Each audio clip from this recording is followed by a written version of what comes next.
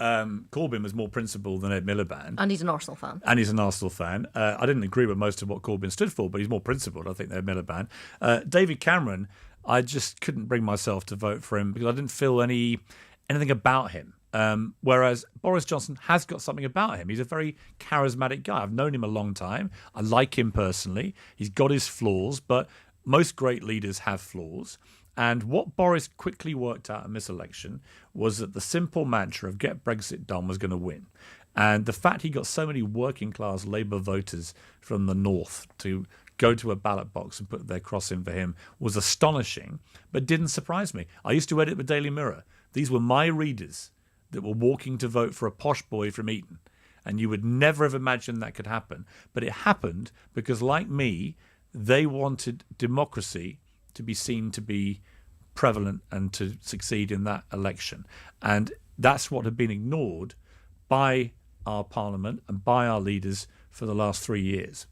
Well, one of the things you argued at is calling an election. You were one of the first to say that Trump was going to win. You've also said that you would never vote for him because you completely disagree on things like abortion and climate change. I disagree with him on certain things. Probably don't agree with him on enough stuff to vote for him, and I can't anyway.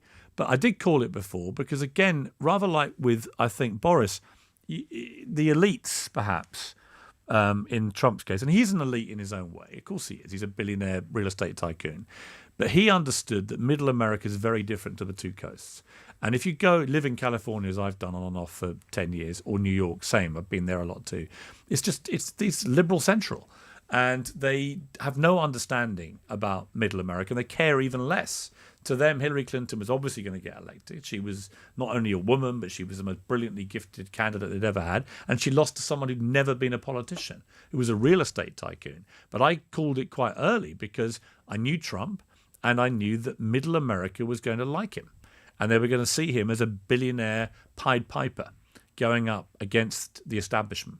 Like you say, you've talked about what you disagree with them on, but also that you're very close friends. And do you bemoan the fact that we are seeing less and less of people being able to be friends with people they disagree with? Yeah, I think it's particularly in the digital space. Yes, I think it's ridiculous, particularly as I keep saying I wouldn't vote for Trump. It's like you are allowed to be friends with people whose opinions you completely disagree with. I have people in my family far more right-wing than Trump. He's not even that right-wing, Trump. If you actually get away from the constant inflammatory rhetoric and tweeting, which is, by the way, atypical of every real estate tycoon I've ever met in New York. He's no different to the rest of them. He's like most New Yorkers.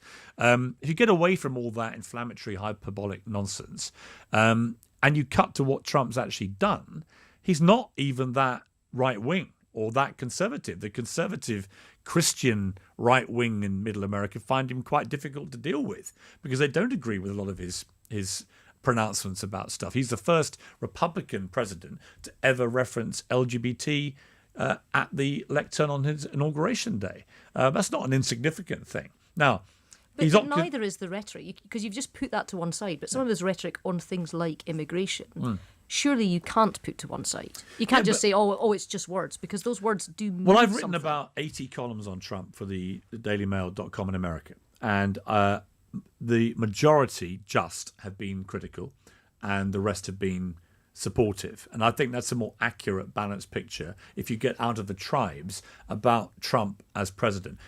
He's got the economy. But he has led to families being separated. Sure, but let me take that up with you.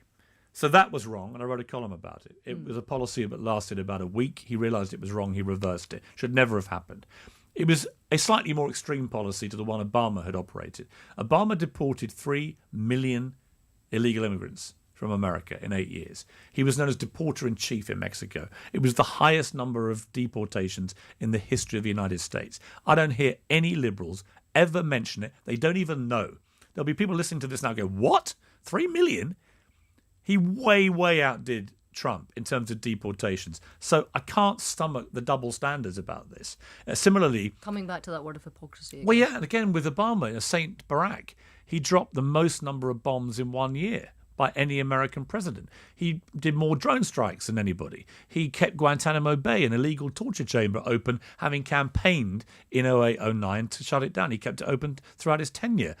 He did nothing about gun control, despite constantly saying it was a priority, and so on. A lot of frustrations with Obama. I never thought he was that good as a president, actually. Talked a great game. looked a great game, did all the right things and said all the right things, and the Liberals loved him, but actually he didn't get much done. Trump, whether you like him or not, is honouring a lot of his commitments that he made when he ran as president. And on the economy, certainly been pretty successful. On his foreign policy, I'd be interested in what you think of this, but I find his foreign policy both interesting and broadly so far accentuated by a desire for peace, not war. Why is that a bad thing? Why is it wrong that he wants to forge peace, not war, which has been the American war machine's view for the last 60 years? I've just lost a bet because we wondered how long it would take before you started asking me questions.